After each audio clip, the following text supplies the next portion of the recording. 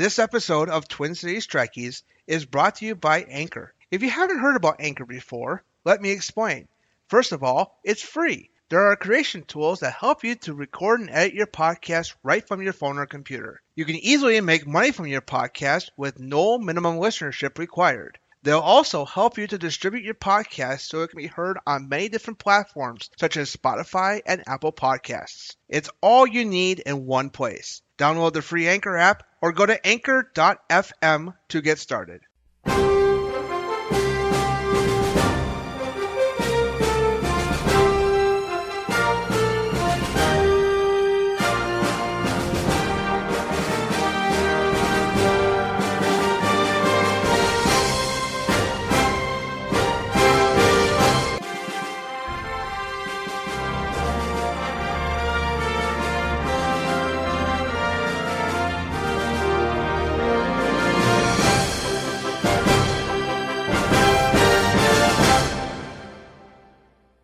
All right, everyone. Welcome to episode 40 of Twin Cities Trekkies. I am Wes. And I'm Kenzie. And today, this topic is going to be about the first two episodes of Star Trek Picard and the latest news. We're going to be talking about our experiences with the virtual premiere that happened a couple weeks ago regarding the first two episodes of Star Trek Picard Season 2. And stuff like that, and also all the news that's come out recently in the Star Trek universe as well. So, yeah, it's gonna be kind of an exciting topic. So, Yeah, to get in touch with us, it is simple. Send us an email at tctrekkiespodcast@gmail.com. Feel free to send us an email with anything you'd like to say, and stuff like that. You can also reach us out on Facebook and Instagram. The handle is TC Trekkies Pod. And if you if you have any comments on there, you can definitely do that. Or if you want to reach us out directly, you can reach us out that way too. It's fine with us. I'd be the one probably answering your question or, stuff like that. Or, responding to your feedback and then reading on the air later on. But but just keep in mind that and also, I almost forgot. If you want to leave us a voice message, you can definitely do that. Send us, go to anchor.fm/Twin Cities Trekkies, hit that little message button, or turn on your microphone and record your voice. I always have to remind you out there because if you don't, it's going to be dead silence. We're not going to be able to hear you at all. That's okay though. We can do interpretations. Yeah. It'll be a little hard, Just sound, but we'll just figure that you're praising us really highly, and we can kind of paraphrase for you. Yeah, exactly. And if you want to leave us a light signal, you can definitely do that. Yeah. It was a little plug-in for the recent episode of Star Trek Discovery. so that was truly one of the best episodes so far of the fourth year.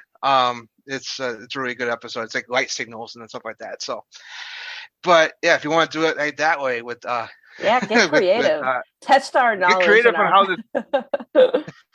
get creative with your feedback for us. It's okay. Video messages, audio messages, whatever, written comments.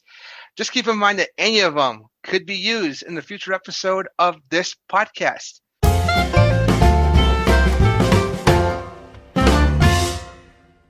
Okay, we're going to talk about the feedback first, and then we'll get into the news. We actually do have an email again from our good friend, Jim McMahon. Nice. So, I just got to pull it up here quick, and we'll be ready to go. Okay, so he sent this about a few days ago. Oops. He said, just listen to episode 34. The subject of Star Trek actors in non-Star Trek roles has always fascinated me. I can't not watch a TV show or movie without making an automatic connection to Trek when I recognize someone on screen. Yeah, that's pretty much true. Story of our lives. It's gotten to the point that when in conversation with my family, several of my family automatically say, "What Star Trek was he/she in?" I have three favorite examples. One, when I watched the pilot of NCIS New Orleans, and on screen I saw not only Captain Archer, but Tal Celeste from Voyager, which is Zoe McClellan. And the second is a reverse example when I watched Stardust Sea Reg from the first season of Star Trek Picard. And when Bjayzl walked on screen, I realized, wait a minute, that's Scott Bakula's NCIS co-star. Yeah, I forgot her name now, but whoever played Bjayzl in that very gruesome episode of Star Trek Picard, because it's notable for the death of Icheb. Yep. He died very gruesomely. That's typical of Picard's writers. Unfortunately, they like to be gruesome with their deaths. A bit darker. That episode definitely set me off a little bit. Where I did wait to watch because I'm like, is this going to be the tone of the whole show? Yeah, this is a lot darker than I expected. I had to like mentally prepare myself to be like potential darkness ensued.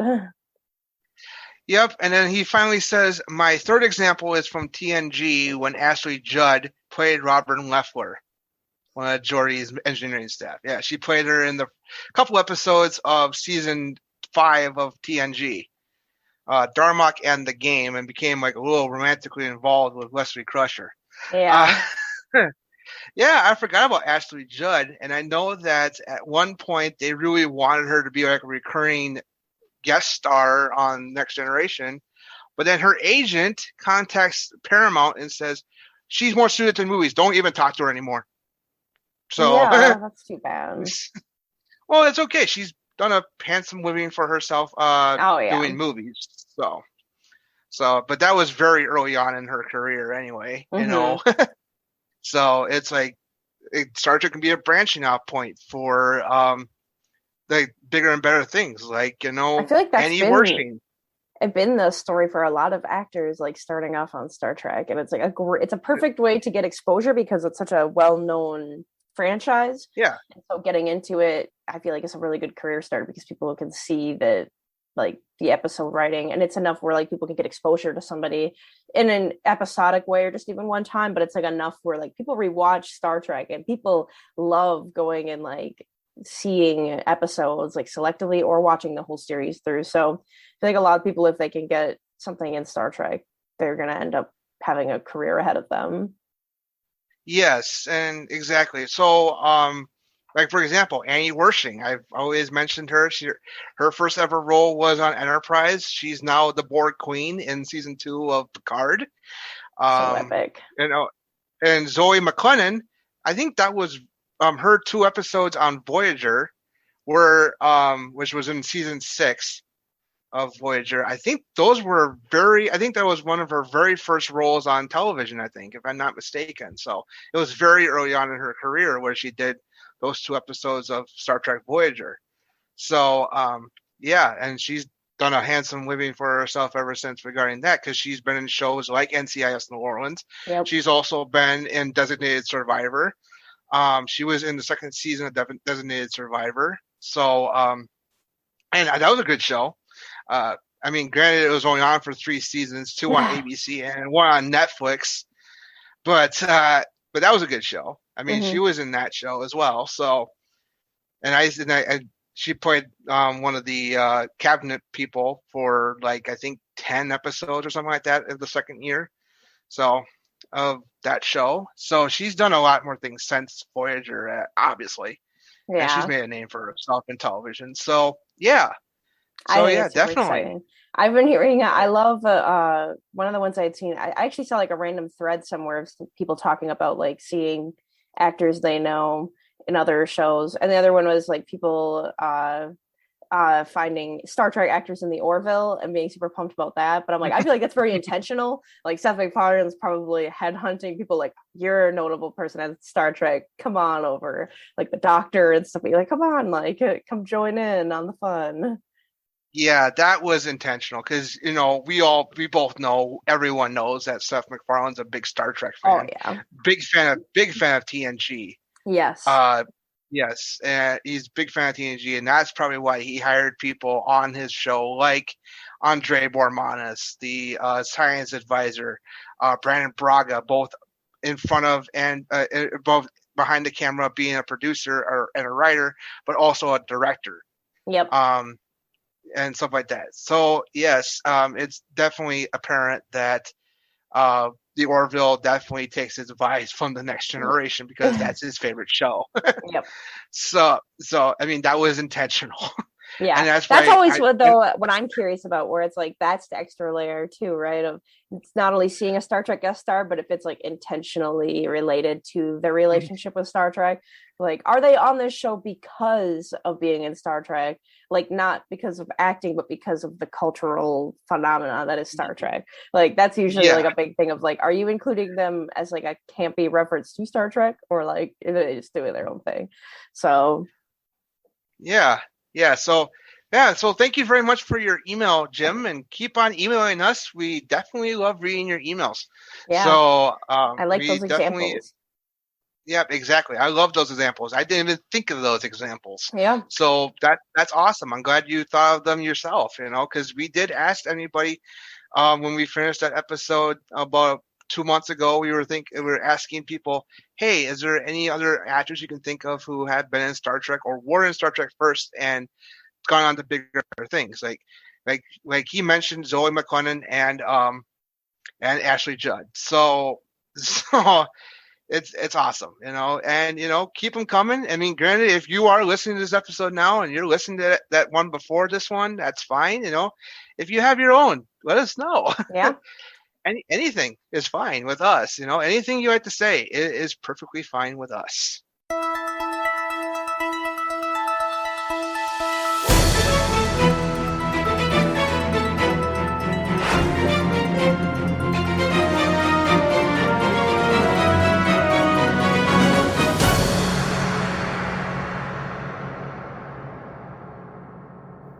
On to the news. Well, we've kind of forgotten about this the last couple times we've done recording, is that the Orville was originally supposed to start last week, which was the March 10th. So, but it got delayed to June. So yeah. we've been meaning to mention it. I've been forgetting to mention it a couple times, but granted, we're not an Orville podcast. But always notable to bring it up just due to the honorable relation with Star Trek. Yeah. So it got delayed to June. It will still be there. It's mid-June, so it'll be in the middle of season 1 of Strange New Worlds when it finally comes out. They also released the first teaser, I think, the first episode's teaser, cold open. And stuff like that, and the new title sequence for the Orville called New Horizons. So, and I think that's an interesting name for this third season because it is a new horizon. Yep. It's on streaming.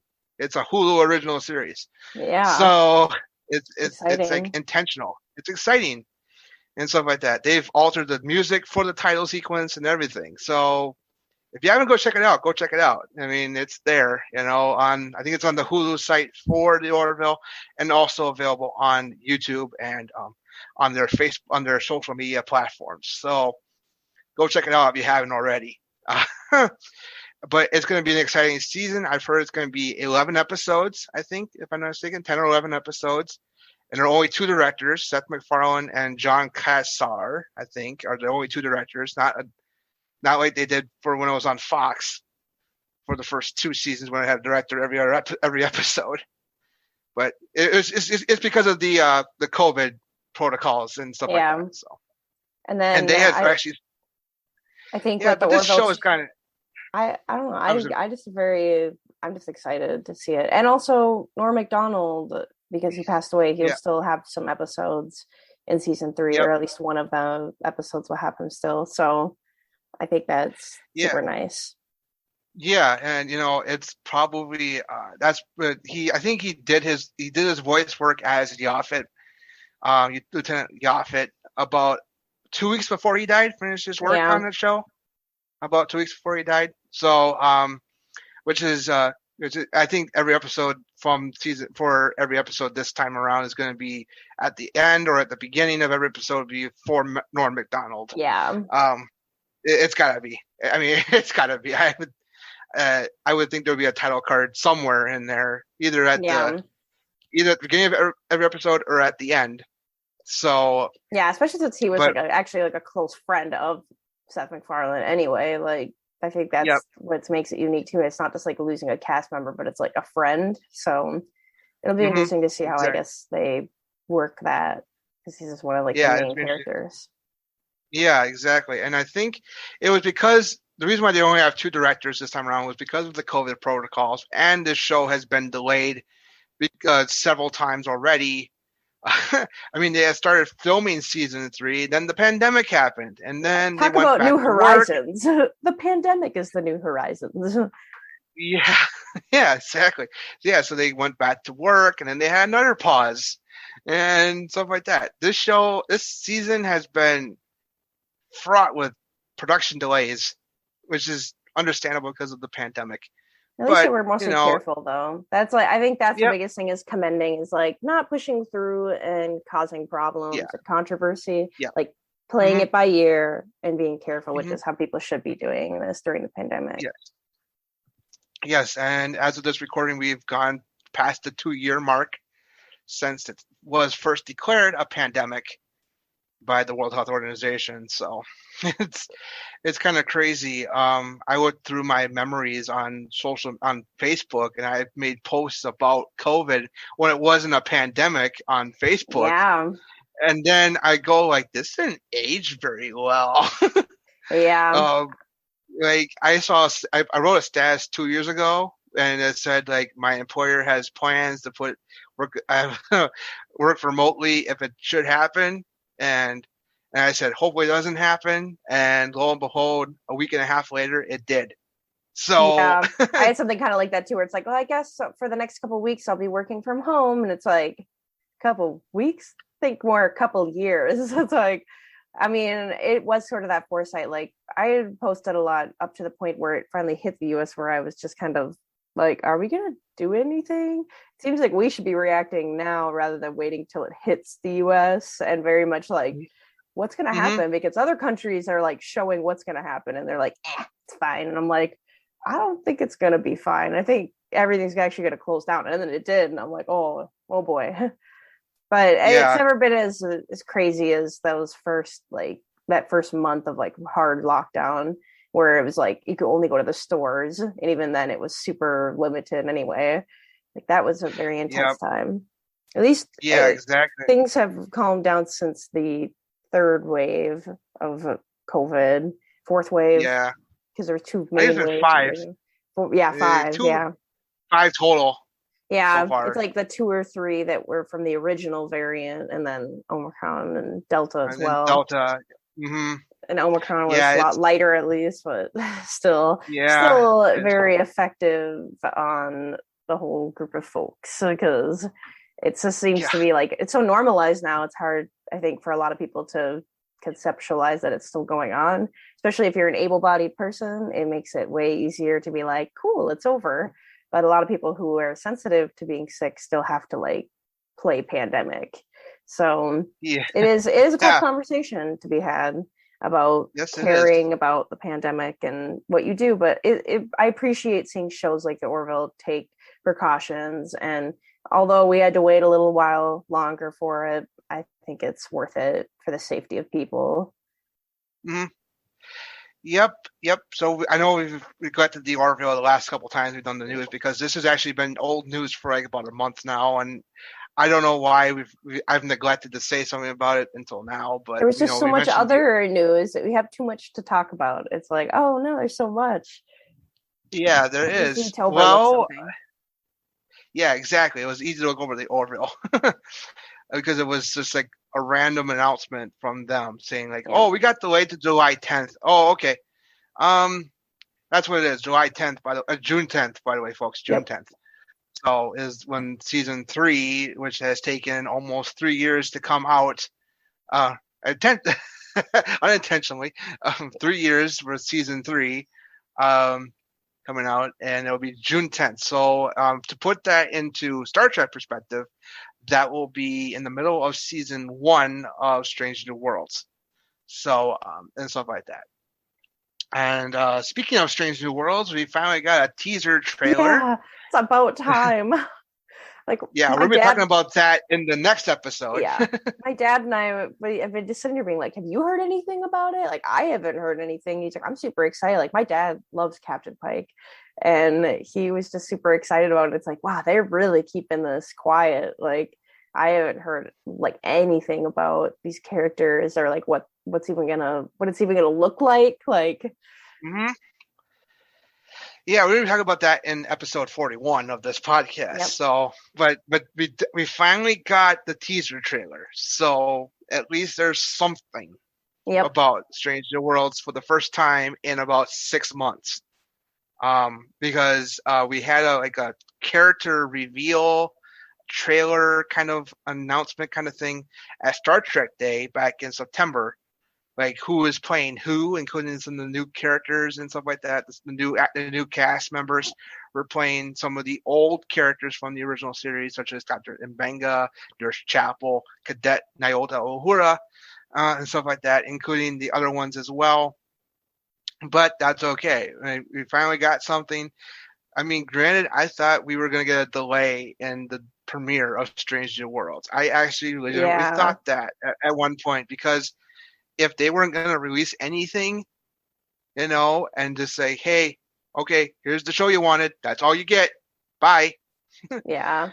and not promote it properly, it could have been delayed, and it would have been fine. It would have been fine, gives everyone a chance to take a breather, pretty much, because of the fact we're going to get overlap with just 1 week with Strange New Worlds, with the season 2 finale of Picard, which will be in May. So, and stuff like that. So we'll get a little bit of I thought we were going to get a little bit of a break, but that didn't turn out to be the case and stuff like that. So we'll get an overlap for the 1 week when Strange New Worlds premieres on May 5th, which is 1 week of Picard, which is the season 2 finale. So that's okay, and that's fine. We finally got a teaser trailer, and we're just gonna talk about it in episode 41. But this came out, so, and thankfully it did, because we were approaching the 2-month mark before it was supposed to premiere, and nothing was coming out. Yeah. So, but like I thought it was going to be when Discovery starts winding down, we were going to get stuff about Strange New Worlds and stuff like that, and that pretty much kind of was accurate. So that's okay. Yep, it makes total sense. You don't want to like put too much on people's plates, especially if you're trying to headline and premiere stuff and keep it streamlined, being like, hey, pay attention to Discovery, pay attention to Picard. You don't want to have like all of them out at once, being like, look at all of them. Like, we're trying to get you to focus on all of these at once, like trying to keep it a little more streamlined. Yep, and we do have some kind of like movie news, I would say, about the upcoming film from 2023. First of all, the cast were surprised by this announcement. They were not informed, but they all got their agents probably contacted them and go like, "Did you hear about this?" Like, what? I'm reprising my role as Kirk. Cool. Yeah, it's like, what? What's going on? And they were very surprised by it. They were all very surprised by it. Two of them have come out and said that they're excited about coming back. As soon as they get a script, they'll be ready for it and stuff like that. And it was Zoe Saldana and Chris Pine. They have both come out and said, we're excited about coming back, and stuff like that. And we haven't seen anything regarding a story or a script, but once we do get one, we'll be ready for it, Yep. And stuff like that. So they're fast tracking this. I know they are, because it's got to be out by next December. So, they're hoping to get it done sooner rather than later, so then you're going to have time to do the visual effects and that kind of thing, the shebang, whole shebang, and stuff like that. That's all that we got about the movie news, other than the fact that they were very surprised by it, and some of them are actually pretty excited about coming back, because they are still a close-knit group. They've been together for 15 years at this point. Yeah. Because they filmed it. They filmed their very first movie from the end of 2007 to throughout the first part of 2008, because if anybody doesn't remember, the original release date for the first J.J. Abrams film was supposed to be Christmas Day of Yep. '08. So, I mean, that would have been a great birthday present for me, but it didn't happen, obviously, and it ended up being a Mother's Day present for my mother. Yeah. So, so it's just okay. It was fine, and it was fine. I mean, I saw that movie 5 times in the theater before it came out on home video. Probably one of my most went to movies. It was probably my first experience of trying to almost like kind of recruit people to like Star Trek. I was trying so hard, but I was so excited for it to become like kind of mainstream where I'm like, look at this cool movie. Like, I know you guys love to make fun of Star Trek, or like it's just considered kind of like a very nerdy franchise, but I'm like, come watch the movie. And it was so good. So I would just like keep being like, let's go to the movies and we'll all go watch this movie. And everyone being like, I really like that. So I just would constantly go because I'm like, well, let's go check it out and watch it. And I'm sure you'll love it. And I think a lot of my friends gained a new appreciation for Star Trek after seeing that movie. Yes. And, granted, it's the second highest grossing film of the franchise after Into Darkness.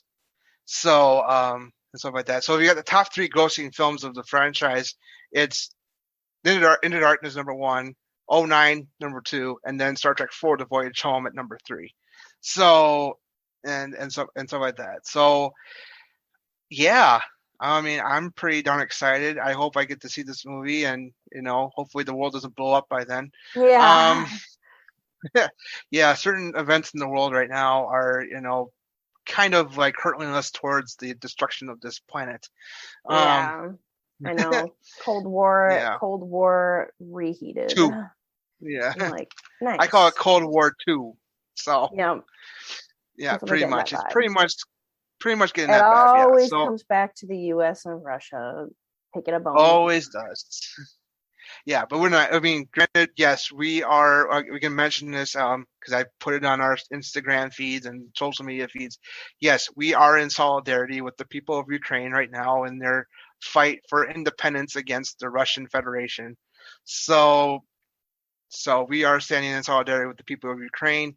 We encourage you to go donate to your favorite charity to help them out as best you can. Either like give them money to like what is it, World Kitchen, or what it's called, like I know that, stuff like that, or UNICEF or stuff like that. We can definitely do a little PSA and say that we are in solidarity with the people of Ukraine and stuff like that, and we support them anywhere in their fight for freedom against Vladimir Putin and the Russian Federation.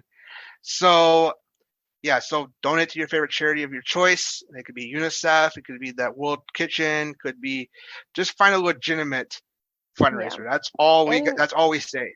And if you can't spare money, just be vigilant on social media. Social media is going to add a very weird dimension to any sort of conflict, because propaganda has always been a part of wartime and any sort of kerfuffles between countries. So I've always encouraged people to be vigilant with what they share and what they're reading, and to be critical about it. Like, don't be sharing things without further, especially if they're making a very substantial claim or making just some very wild accusation. Make sure you're reading about it, because that's how we keep people from being way too divided or being completely polarized. So always stay on top of reading and making sure you know what's actually going on. Yeah, because it's quite awful what's going over there in Eastern Europe right now. So yes, I mean, many civilians have been killed and stuff like that. I think it's been over, as of this recording, it's been over 2,000 civilians have been killed since the war began, and it's been over 2 weeks since this war had started. So this invasion had started. So yes, but we are standing in solidarity with the people of Ukraine during this difficult time. So and stuff like that. And just if you want to donate money, just find a legitimate organization like UNICEF or the World Kitchen or something like that. Just make sure, if you are finding anything like a fundraiser or anything like that for the people of Ukraine, just make sure it's legitimate, because there are scammers out right now. There are scammers out there right now who would be willing to take your money saying that it'd be for Ukrainian help when it's not. It's just for them. Yeah. So just be vigilant out there, folks. That's all we gotta say. And share the share the news. Share the news of what's going on. Yep. Let people inform them properly. I mean, and stuff like that. I mean, all the footage coming out of that country has been horrific, but it's just, it's crazy, and it's crazy time right now. So hopefully, Yep. And it's just like, uncertain times. Uncertain times, and that's pretty much what the Cold War, like you said, reheated. I call it Cold War II, because the Cold War did officially end in 1991, but when the Soviet Union collapsed, but it's been kind of like reheated, like you said, but I call it Cold War II. And Star Trek was created in the height of the Cold War. Regarding the fear of a nuclear holocaust was a very real possibility, which times have definitely happened in the last 60 years. Last 60 years, it's coming right back to us. And it's wild because despite nuclear proliferation, or rather non-proliferation acts, we've been able to reduce the amount of nuclear warheads that exist in this world. But it's still, at the end of the day, we only need one to really, like a very small handful to mess up things. Yeah. And it's kind of insane to go through time and see how many at one point existed, like where you have like the US and Russia having 70,000 plus warheads, and now it's down to like, I think combined total of maybe like 12,000, like between our countries and others, but US and Russia holding the most. But it becomes a thing of like, it doesn't really matter that number's gone down that much when tensions are heightened, because it just takes one to really mess things up. So it's like 70,000 versus 10,000 doesn't really make a difference when you only need to use one to really mess stuff up. So but I mean, to be fair, MAD has definitely protected us for a very long time. So hopefully everyone will stay conscious of the fact of how scary. I hope people have not forgotten how scary like nuclear fallout can be, and the potential downfalls that follow using warheads. So as long as people keep that in mind and don't forget history, I think things will not get too heightened. Yes, exactly. But definitely during this time of this really scary time with Eastern Europe, Star Trek is definitely needed now more than ever. Yeah. Look to the future. And this is the future we want. Yep. Yeah, exactly. Exactly. So I think I'm not missing anything major. Oh, we got a video game coming out for mobile. Star Trek: The Badgie Directive. Star Trek Lower Decks: The Badgie Directive. So it will be coming out this year. You can pre-register for the game. It'll be for Android and iOS. So and stuff like that. So on iPhones and stuff. So you'll be able to play it. It's being developed right now. You can pre-register for the game, and when it comes out, you can play it and stuff like that. It's actually the first video game other than based solely on the new era of Star Trek games, new era of Star Trek TV shows. I mean, because you got online, Star Trek Online, and Star Trek Fleet Command had to put the Prime timeline stuff in it. Has already put timeline stuff in it, so that doesn't necessarily count as as a part of the new era of Star Trek TV shows. So like that. So this is the first one being developed for this era of Star Trek television. So solely with those characters. I'm not sure if they're gonna have voice acting from the voice cast of Lower Decks. I'd be curious about that. Yeah, it'd be interesting if they do that, because granted, they could still do it. But most of the cast are doing other things like while they're voicing their characters and stuff like that. Like, for example, Jack Quaid, who voices Bradward Boimler, he was just recently in the Scream movie. So in the cool. recent Scream movie, so and stuff like that. So that's on Paramount Plus. So he was in that movie. Stuff like that. Tawny Newsome, who voices Beckett Mariner, is on Space Force on Netflix. Is on Space Force. So and stuff like that. So they can do other things. It's just a voice, Yeah, and it is very nice. I think and voice acting is a great medium to be able to multitask with your career bit because you just need your voice. yeah. And speaking of Laura Dex, Tawny Newsome has actually pitched new ideas to Mick McMahon, including some very interesting ideas.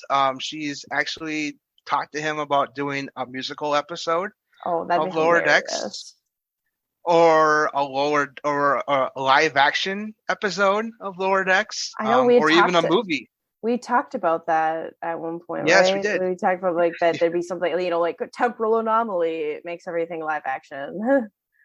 Or we mentioned also with regarding like the CGI they do for Prodigy, Yeah, to like change the do, style of it. or the old animated show. That's what I was like. That'd be amazing. Find some It way to would make be that the old time be like, what the heck is going on? And everybody the looks yeah like old Star Trek animated series. the old filmation style. That'd be amazing. But she also said that she also pitched a movie idea. So I mean, a lot of granted, animated movies have been doing very well. Like for mhm, like, look at all the Lego movies of like major yep, franchises. I mean, some of those are like arguably just as popular as the actual like live action franchises. Like I'm kind of blown away. I mean, they're usually really enjoyable too, and I wouldn't have a problem with that. And look at Spider-Man as well. I mean, yeah. absolutely amazing too. So I would have no opposition to seeing the animated Star Trek have like something like Lower Decks having a movie. Yeah, and if it did, I think it probably wouldn't be in the theater. It probably would be on Paramount Plus. Yeah, It'd probably it'd be a probably be a Paramount Plus direct.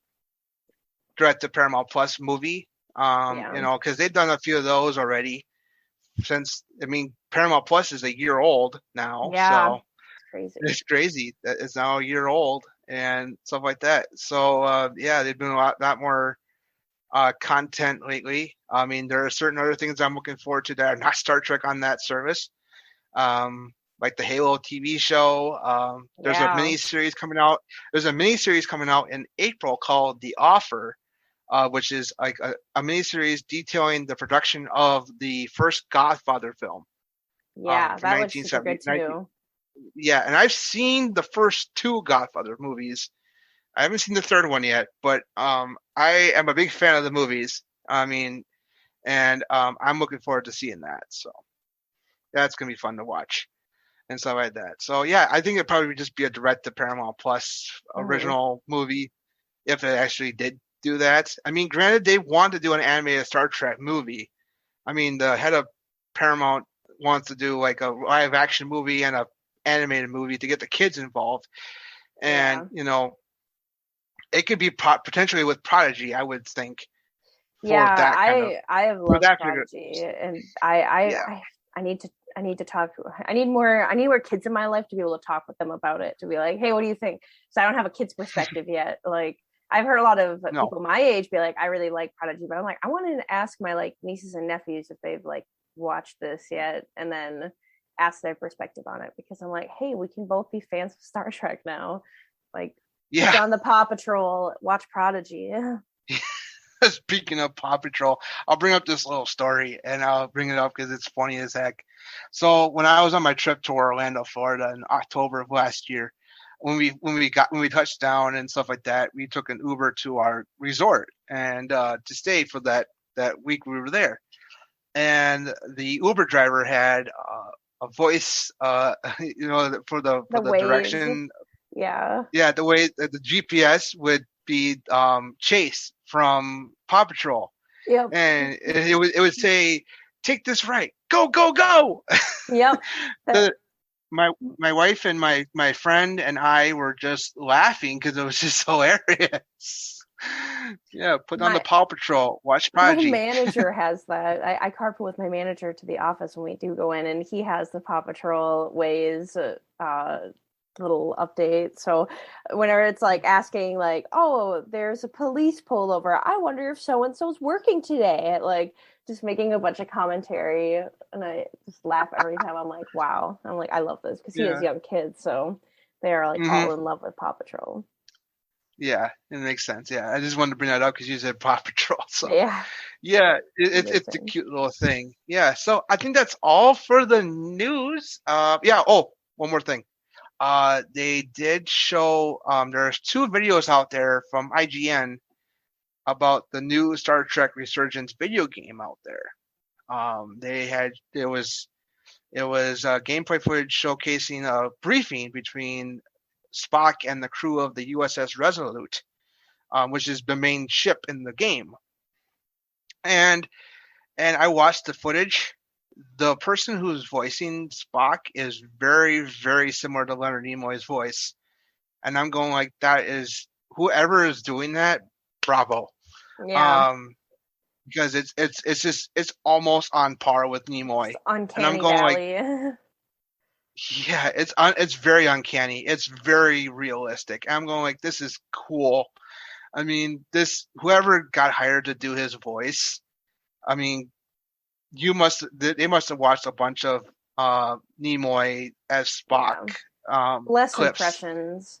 Like I Yeah, love people who can do voice impressions like very accurately because they save so much of what's lost because of like death and time. yeah, Like you do an yep, impression of somebody, I mean it's just amazing to be able to like emulate somebody's voice.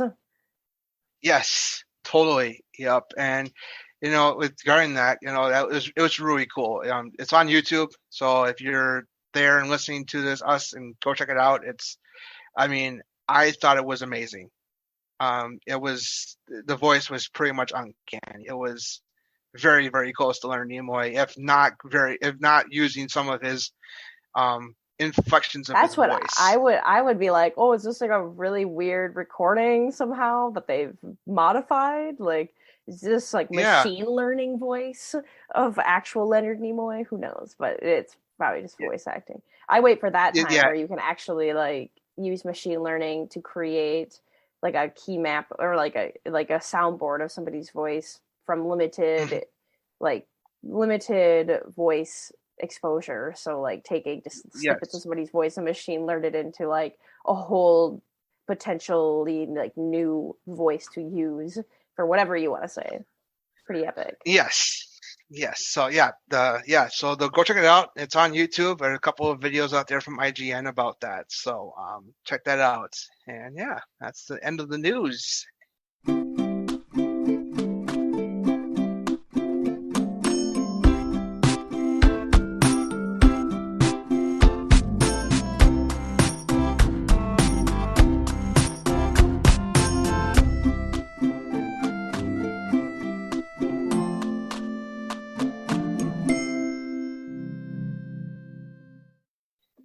We're going to talk about Star Trek Picard now. Whee. Yeah. So epic. Yeah. So yes. So you and I, Kenzie, were fortunate to sign up to join the virtual premiere for Picard season 2. Because we were both very much excited about it. We kept on talking about it on our podcast. So I was like, and we both signed up and we both got into it. We watched both episodes, The Stargazer and Penance.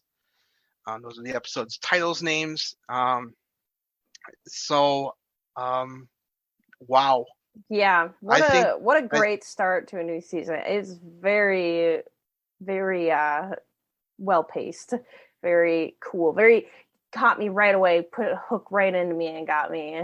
Like I was very excited. Yes, I was very excited too because it was like, well, I thought the theme would be very, very dark, Yeah. but it was not. Like the theme of the party was based on 10 Forward, the actual 10 Forward in Los Angeles. So now on my bucket list of like I need to go there. I'm like for sure.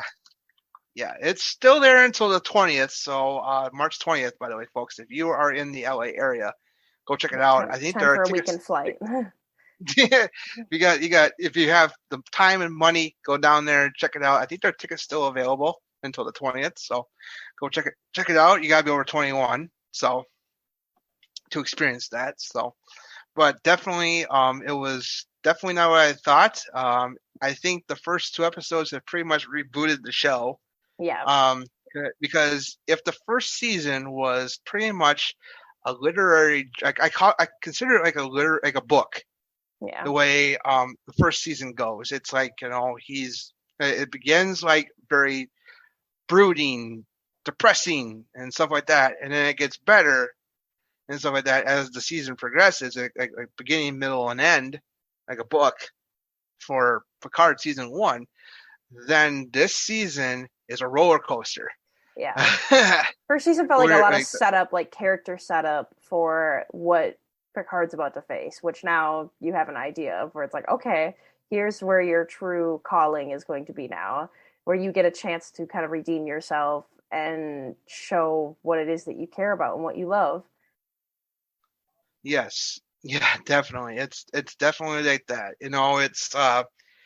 It definitely feels like a complete reboot of the series. Like, because last season 1, which was back in 2020, it was very dark, it was very brooding, it was very slow and stuff like that. And then this season is a lot faster paced, and stuff like that, and very much full of action, especially the first 2 episodes, which help establish this alternate timeline and stuff like that, and the stuff that happens before the alternate timeline occurs, especially Picard being Chancellor of Starfleet Academy.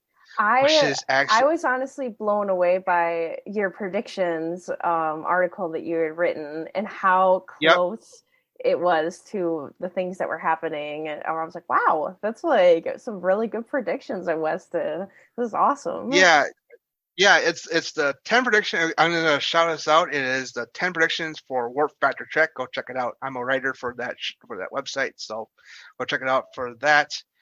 That's all I'm going to say about it. I don't want to be totally like, yeah, like that. So yeah, I shared it. It's on my personal page too, and it's on warpfactortrek.com. Go check it out.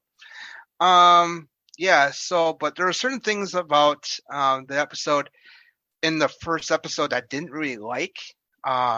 Regarding, like, it had some flaws just a little bit. It was so small that it wasn't even worth mentioning, because like, for example, I know that apparently we learned more about Picard's childhood in this first episode, that his mother was just much of a stargazer as Picard was. Apparently he was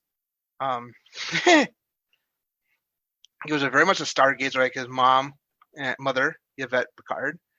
And we didn't know about that. We just, and stuff like that. And apparently his dad was an abuser. That's something we didn't know about beforehand either. That's pretty much rewriting a little bit of history there, because we know that Maurice, his father, was very much against Jean-Luc joining Starfleet and stuff like that, and he was very much against Starfleet and stuff like that. Be like, you gotta attend the family vineyard, etc., and I'll be like your brother. So and but we found out that he was an abuser. He apparently verbally and physically abused Yvette, his mother, which unfortunately is tying into Patrick Stewart's actual real life. In his early childhood, his mother was mother was abused by his father, because his father had fought in World War II and stuff like that. So it was the PTSD, everything, and stuff like that. So, and it's also inspired by his Stewart's own involvement with domestic violence groups, for and stuff like that. One of them is obviously Refuge, which is UK based, and it's helping women and children helps them out, dealing with domestic violence. So yeah, but the one aspect about it, the vet is dragged somewhere. She's like on her stomach and dragged. We don't know where. And I thought that was a little bit weird, because it was just like, my personal flaw with it was that part. But then I mean, we got Gaiden in the first episode, and it was very brief. That's what another problem was. Is that Gaiden wasn't there too long. Obviously, it should have been a lot longer with Gaiden. Yeah, well, and that dialogue was a little like I felt a little confused about that because it was being like that he's closed his heart off to love and he hasn't like found anyone. But I'm like, Picard's had quite a few flings out of like besides someone like Kirk. Like he's very. It is kind of surprising that he's spent most of his time on his own, or that he's closed off his heart. So I'm like, he loves his crew quite a bit, and I wouldn't have to say that romantic love is the most important thing. Like platonic love is just as important. And I'm like, I think he carries quite a bit of that because he has a whole group of people that he could even go on an adventure with because he has friendship. And so I felt a little like the whole thing of like focusing on like that some of his issues is closing off his heart to romantic love. And I'm like, I feel like he's good in other parts. It just doesn't have to be important. But I get that as part of like the story progression and like starting and being like, there's something wrong with how your outlook is. Let's change that. Yeah. And, it was kind of also one thing I didn't like in the first episode was there was no explanation for the how Jaybon died. No explanation whatsoever. And it just felt senseless and, not very good. And it's like, that's what I said before. It's difficult for Picard's writers to either kill characters off screen or die them or kill them gruesomely. Yeah. And it's been either one. And stuff like that. It is really kind of sad that, Jaybon is no longer there, but it's weird, it seems like it seems like she's just fine. Like Laris is like, seems okay. And it's just like, oh, like, I'm surprised this isn't affecting you a lot more. Yeah, exactly. Yeah, and stuff like that. It's really crazy. And, I'm kind of, I know a lot of people were going like, this is totally random, like, regarding Picard and Laris. But I think I'm on board with it. If it actually happens, I'm on board with it. I mean, I think that happens to a lot with people who have been widowed. Like, I mean, like widows always have like anybody can find love again. Like, and it could be something where it's just platonic and they're close or they need each other during a hard time. Like maybe they're both just really good at closing off their emotions about being sad about stuff. Some people are that way too, where instead of reacting in anguish, they move on, and it can almost come off as cold or sad. But grief comes in waves to a lot of people, and that's why I didn't really dismiss it much, where I just kind of dismissed it because it's like sometimes like I don't know if like anyone else has been through like people we've lost that have been really close to, but sometimes it hits late or it doesn't hit at all, and you can be like, wow, I didn't cry at all, and you feel bad about it and you go on living normally, but then it can hit you later. So it could be something like that where she's just like, I've moved on, it's so traumatic, I'm not going to think about it, and we're just going to keep moving on. And actually, Jean-Luc has become a very important person to me, so I'm going to stay close to him and work my way through it. So maybe it'll come up later where it becomes a very key part of like conflict, especially since Picard seems to focus a lot on the internal conflicts, like where characters are struggling. What's the characters' struggles internally, and how are they going to change that? Yes, yeah. So that's pretty much like that, and then we get Starfleet Academy stuff. Like, I mean, it's the second time this year, this new seasons of Star Trek, that we've gotten some sort of semblance of Starfleet Academy regarding that stuff, because it happened in Discovery's first episode of season 4, and it's definitely happened again. And the Kobayashi Maru has been mentioned again. That's happened 3 times now, some sort of capacity.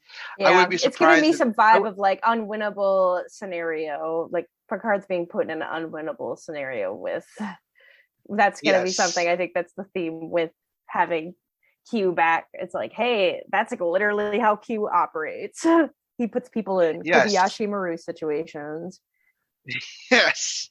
Yes, definitely. It's definitely, yeah, because he was telling Raffi that he was thinking about altering the Kobayashi Maru, and stuff like that. And and you got a whole bunch of other things as well happening in the episode. Like Rios is back in Starfleet and stuff like that. And he's fulfilling the Starfleet to the core quote, Yeah. um, by being the captain of the new Stargazer and stuff like that, which technically is a refit, but not really. So, which Yeah. is interesting. It was really cool and stuff like that. I mean, but when that ship bursts through that anomaly and see all the Federation starships come by, they learned their lesson. The VFX teams learned their lesson from season 1, in which it's very criticized the copy and paste fleet from Yeah. season 1. They learned their lesson, and it's a whole bunch of different ships this time. Yeah. So, People including care some about the from, ships. yep, there was a whole bunch of Sovereign class starships like the Enterprise E. There was the Luna class, which was in lower decks before, and then some other ships that were actually made their first canonical appearance, which from Star Trek Online, which I had a prediction about that long ago. Mm-hmm. Like, are we going to have the aesthetics from Star Trek Online, regarding some of the ships and stuff like that? That proved accurate. It just took like what's the year, about 3 years to realize that, 3-4 years to realize that. Uh, but that came true, and stuff like that. That was fun, but it was wow. I mean, the first 2 episodes of Picard are definitely amazing. Yeah. Better than the whole first season by far. Yes. Um, Yeah. I mean, it was so mind blowing. I mean, exciting. Like I was just so excited to keep watching it, and it's like usually like I haven't zoned in on shows as much, but that one really got me where I'm like, everybody shush! Like I'm watching this. I need to watch this and hear everything now because I'm curious about what's going on. And yes, also, the yes, only other thing we still have no explanation on like how Picard is different after being a synth. Like I haven't heard any mention of that or acknowledgement, or either that or I missed it. And it just felt like they didn't acknowledge it. I'm like, are you different? Does Q know that you're different? Is that going to be a theme or a thing that comes up? I'm assuming it is, because I feel like that's a big part of it, but it doesn't seem like anybody notices, and that you don't seem to feel different. yeah. I know that they've said that they are trying to avoid that somehow. Yeah. And like some mention of it, I mean, granted, there's a mention of it by Q in the second episode, Penance, Yep. regarding the alternate Picard. One of the famous villains from Star Trek, Deep Space Nine, called Dukat was killed by him, and he goes like, he's the reason you're in that synthetic body. Yeah. um, Man, the Confederation of Earth, folks. Oh my Yeah. god. See, at first I straight up thought it was like some weird mirror universe stuff happening. I'm like, here we go. We're going into the Terran Empire. And then I'm like, none of this is the Terran Empire though. Like the way anything No. looks is not right. And then it's like, oh, this is just an alternate reality of our reality. Like, this is insane. Alternate timeline to our reality. Yeah. And it's crazy. Apparently in this timeline, the Earth is on the brink of destruction already. I mean, there's a force field preventing it from being destroyed, apparently. I mean, because he says, in your timeline, humans found a way to fix the planet they were supposedly destroying. And this timeline, they didn't care, because the sky is very smoky, and got that force field in place to keep it from whatever's going to prevent it from doing whatever's going to do. But the Confederation of Earth, not what I thought was going to be the name of the organization. Yeah, I also was like blown away by just like how brutal this version of Picard is supposed to be. That he has Sarek's skull I was like, Yeah, that's so upsetting. And then how are yeah, you going to make sure? Like, but Picard managed to like walk right into it and play it off like. So I'm like, he's not going to be able to stomach this. Like, he'll have a hard time stomaching pretending to be this person. But he managed to up until the very end where they escaped or tried to yeah. escape, I guess. Trying to escape. Yeah, yeah, and it's like, he's killed. This version of Picard killed some of the most famous people in Star Trek.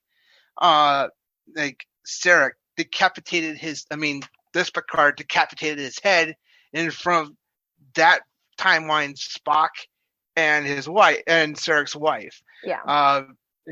And he killed Gul Dukat in this timeline and General Martok, and it was just like, I mean, you and I watched it in real time, and it was like, I really? just can't. But I'm curious about how many people have their memories from our timeline though, or like their original timeline, because they make mention very briefly of like Cisco and others in the midst of everything going on with Seven being the president, Madam President, and so Yeah. I'm curious how many people from our reality were like thrusted into this, even if they weren't in the that the close proximity of the group that are all like meeting up with each other, because not everybody like was together at that point, but they all recognize and know what's going on. So it makes me curious to know if that means that anybody from our timeline is aware. Like, if somebody like Cisco, is he waking up being like, what the heck is going on? And anybody else that has a notable history in our timeline is being like, this is not right. I think enough people would notice that. Yeah, there was a name drop of Cisco for the first time in over 25 years. Yeah. Yeah, General Cisco, and stuff like that. That was interesting. Yeah, so in this timeline, it didn't say which one, by the way. It didn't say, but we assume it was probably. Yeah. It's probably Benjamin, but it's more than likely going to be Benjamin, but it could have been Jake too. Could have been Jake Cisco. And I'm super curious about why Q selected that, or why they all remember what the original timeline is and nobody else does. So it's like, are these people not exist in our timeline? And that's the difference, is like just the sheer amount of changes happen. These people don't exist in our timeline, only in this one, but somehow you all exist here too. Yeah. And apparently they're all by themselves. I mean, the Confederation is all by themselves, because they have subjugated all the known galaxy in this universe, in this timeline, I should say, because they conquered the Klingon homeworld with a virus, and it's just brutal. It's awful. It's really bad. I mean, I got like I was just like, oh my gosh, this timeline, my goodness, it is not what I expected. Scary. It was scary, definitely. Even some vibes of like, instead of that's why I thought of just like right away like Terran Empire, because it's like gave me the vibes of like First Contact gone wrong, of like trying to do the Vulcans, and will be like, screw it, shoot this guy, I don't like this. And I'm like, oh no, this future, we're very xenophobic, very like humans first type of narrative. And that's why I was like, oh my gosh, it's Terran Empire, and it's like, oh wait, guess not, just humans being terrible in our reality. Yep. And the Enterprise doesn't exist either.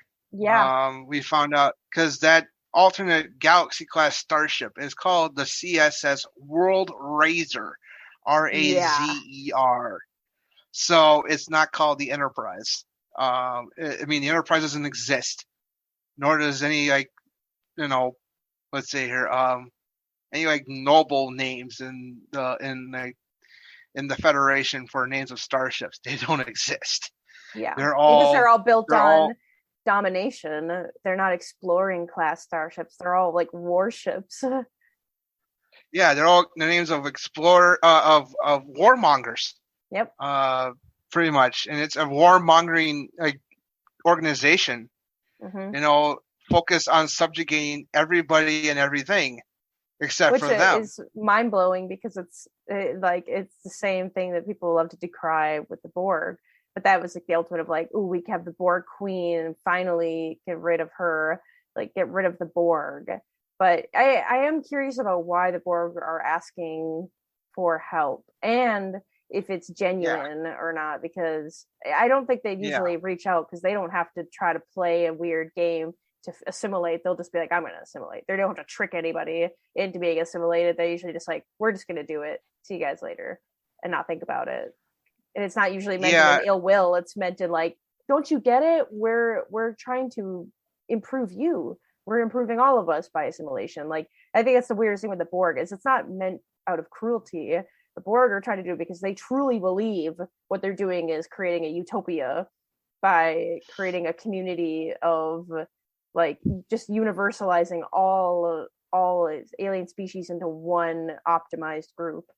But this is like a totally different taste and feels way creepier and scary. And then right when I saw that ship, I was like, that has to be Borg, right? Like the moment you see the rift, it's like, is that Borg? But also I didn't know that they could rip holes in space-time. So yeah, I didn't know either.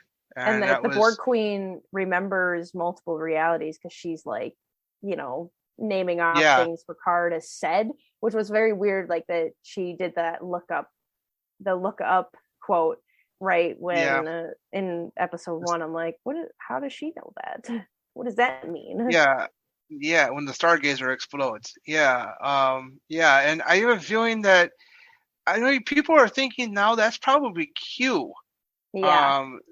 That beamed on the Stargazer and tried to take over. Doing all this. The whole thing with it being masked weirded me out because I'm like, is that the Borg queen? Like the first thing I thought is like, yeah, they're thinking that, but is it actually her or is it like fake something else? Yeah, could have been something else. And I don't know if it's gonna be this whole time travel back to the 2024 is gonna last the whole year.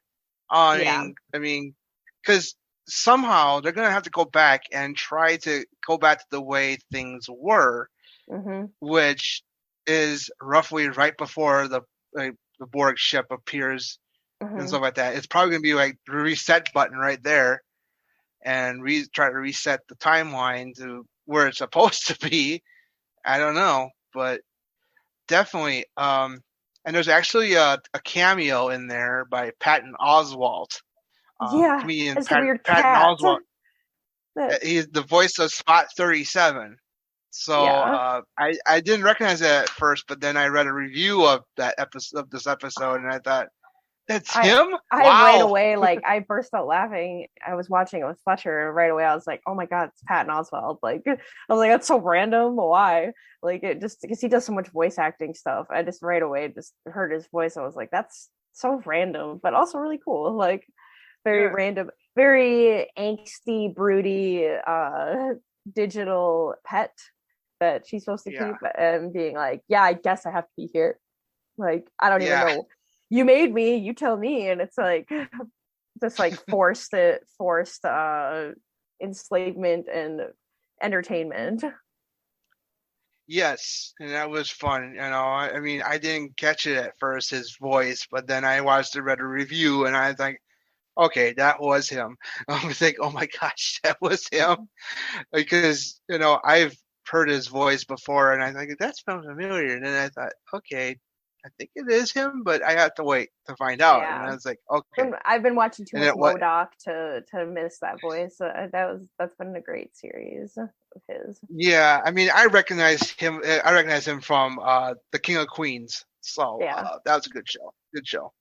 Stuff like that. So, and also the Goldbergs, because he's the older, he's the voice of the older Adam Goldberg. Yep. In that show. So yeah, definitely. I think this is his first Star Trek appearance in Star Trek. I think he's done it when he's done comedy routines. I think he's mentioned Star Trek as being a fan of it a few times. So he's now he's in that same boat as people like George Takei and Brent Spiner, who have done voices in both the Star Trek and Star Wars universes, because he did a role for, I think, Star Wars Rebels. So on Disney Plus, I think, or Star Wars Rebels or Star Wars Resistance. So he's done one of those voice roles. So yeah, and then I mean the ending. The ending of episode 2. They almost make and they don't.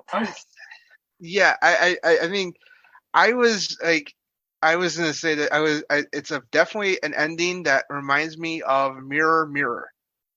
Yeah, it's giving me the scene where Mirror Chekhov tries to assassinate Kirk, and it's the magistrate in this timeline holding a phaser to Picard and his motley crew, and he says, "How would it feel to have your skull?" And it says, "Jean-Luc Picard, traitor." Yeah. And that's it. The magistrate is actually played by Isa Briones' father, John Briones. So it's actually her father.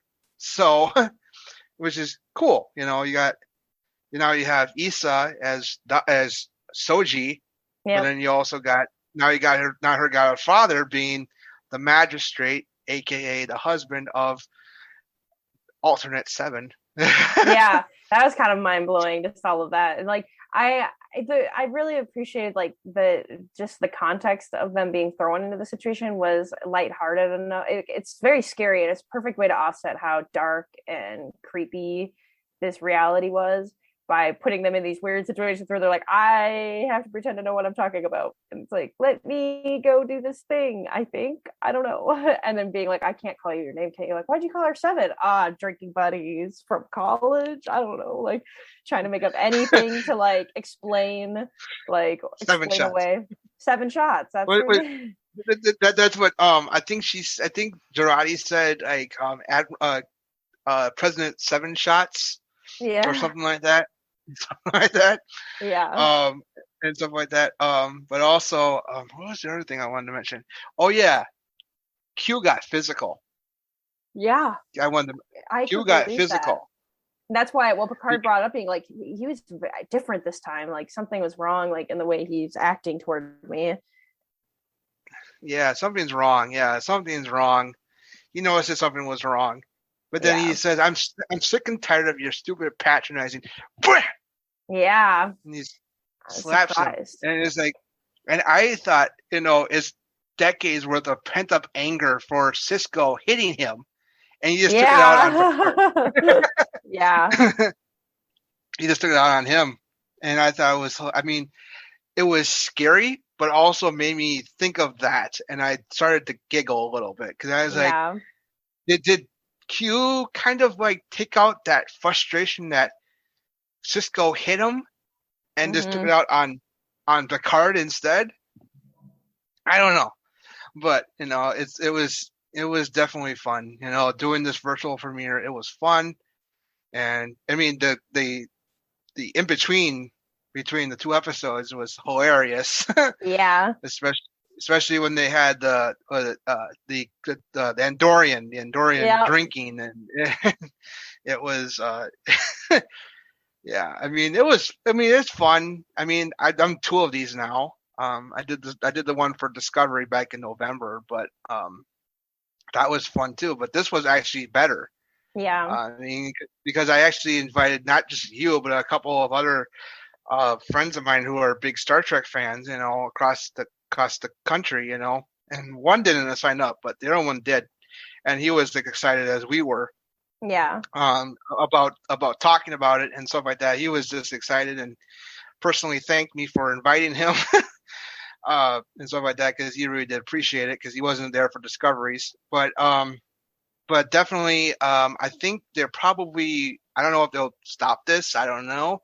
Now with COVID being somewhat under control, I don't know if they'll be doing this again for Strange New Worlds, which if it does happen, it would be on May 4th.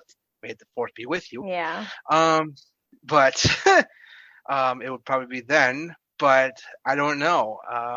maybe they'll stop doing this. I'm not sure, but it is More fun. people organize local watch parties, and then you can go in person and watch it with everybody. That was my only thing. Exactly.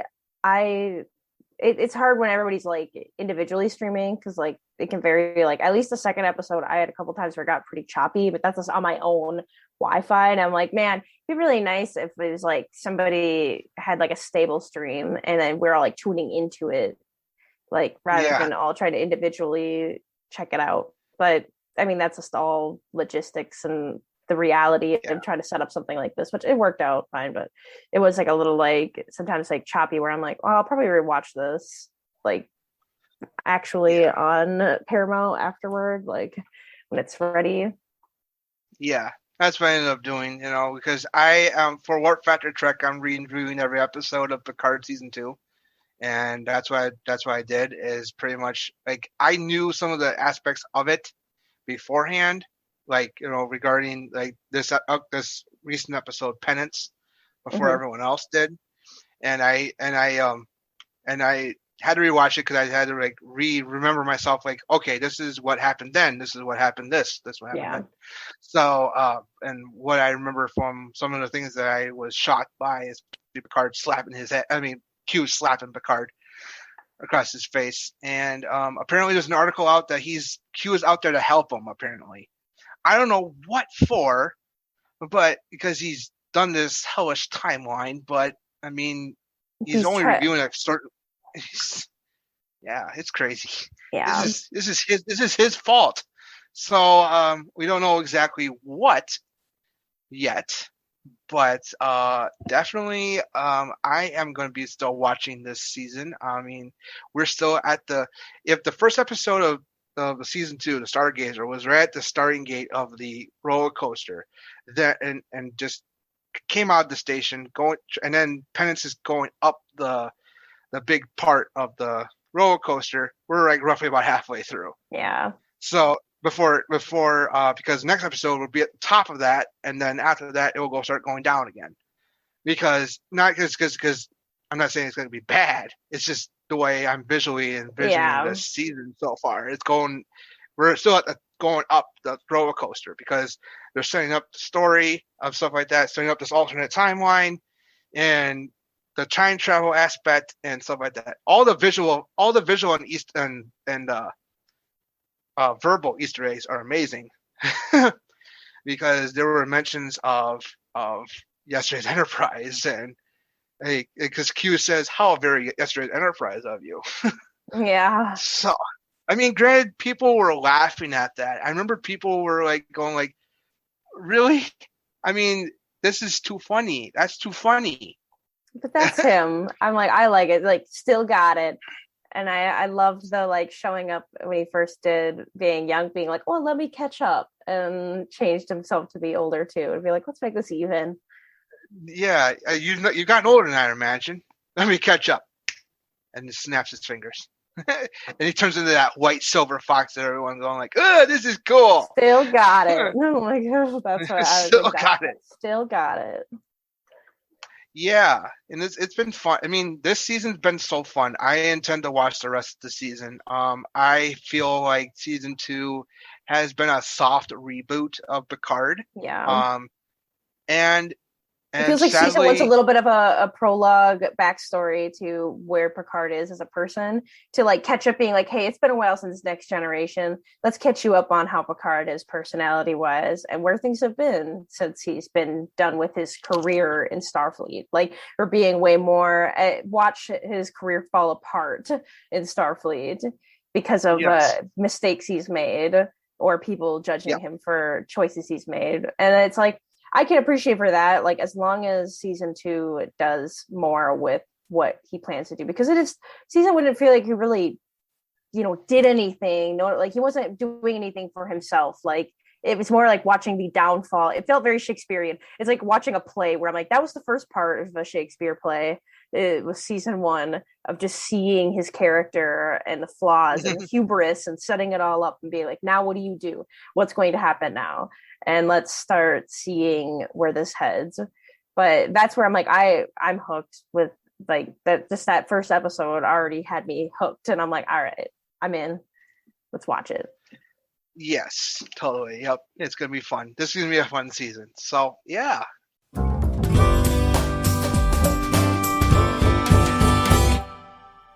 I have no final thoughts regarding this episode. Any do you have any, Kenzie? No, I'm just excited to hear what people think. If this season 2 has changed people's minds about Picard, I'm really curious about that. Like, if the watchability has improved because of season 2 so far, and let us know. Yeah, if you're reinterested, rekindled on Picard.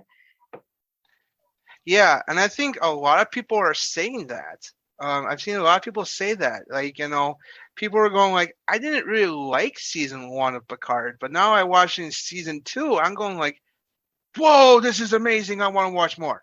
Yeah. So, yeah, we definitely would love to hear from you. So, yeah, send us an email, comment on our posts, or reach out to us directly, or heck, I should start saying this. If you have a written review of our show, if you want to write a written review of our show, be sure to do that on your favorite podcast catcher of your choice, or on Apple as well, Apple Podcasts.